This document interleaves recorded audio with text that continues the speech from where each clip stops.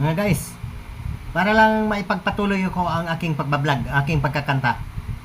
Kasi ang salamin ko, retired na yata itong mata ko eh. Dito po, ito ang kasagutan. Smart TV. Buksan na natin.